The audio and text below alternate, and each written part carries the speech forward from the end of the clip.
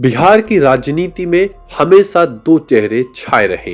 एक तरफ लालू यादव की ठसक और माया नगरी की करिश्माई राजनीति और दूसरी तरफ नीतीश कुमार की गठजोड़ों से भरी व्यवहारिक राजनीति। लेकिन इस बार हवा में एक अलग सी बेचैनी है, जैसे कोई धीमी आंच पर तप रही उम्मीद, जैसे कोई ठहरा हुआ पानी धीरे धीरे उबलने लगा हो। भीड़ में, चौक चौराहों पर, परछाइयों में, सड़कों की धूल में एक नया नाम फुसकता है, प्रशांत किशोर। और उस फुसफुसाहट का आकार है जनसुराज।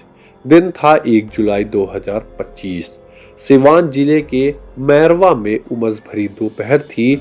लोग छांव तलाशते हुए भी एक जगह टिक नहीं पा रहे थे, पर इंतजार था। ये भीड़ ना ही किसी नेता का भाषण सुनने आई थी, ना किसी पार्टी का झंडा लहराने।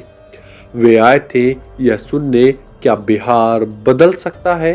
धीरे धीरे काफिले की हलचल दिखी। एक साधारण सा ओपन जीप, सफेद कुर्ता पजामा, कंधे पर लाल बॉर्डर वाला पीला गमछा, पसीने से भीगा चेहरा, मगर आवाज में स्थिरता। भीड़ से हाथ जोड़कर कहते हुए जय बिहार। और जवाब में भीड़ ने आवाज दी, पर उतनी ऊंची नहीं। पी के मुस्कुराए। नेता लोग इतना खून चूस देले बा कि आवाज निकले में दिक्कत होत बा। फिर उन्होंने धीरे धीरे अपनी कहानी खोलनी शुरू की। क्यों वे सत्ता के गलियारों से गांव की पगडंडियों पर लौट आए, क्यों उन्होंने सलाह देना छोड़ लोगों के साथ चलना शुरू किया। उन्होंने कहा, जीतने वाला नेता तो निकल जाता है, पर जनता वहीं की वहीं रह जाती है। आपका जीवन तभी बदलेगा जब आपका वोट बदलेगा। मैरवा की भीड़ उस वक्त पहली बार सुन रही थी, सिर्फ देख नहीं रही थी। पीके ने भीड़ से पूछा, किसने अपने बच्चों की पढ़ाई और रोजगार के नाम पर वोट किया है।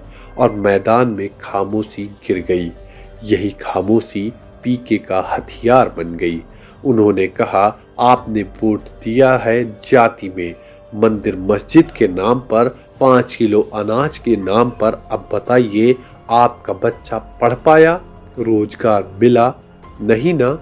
तो गलती नेता की नहीं, आप लोगों की है।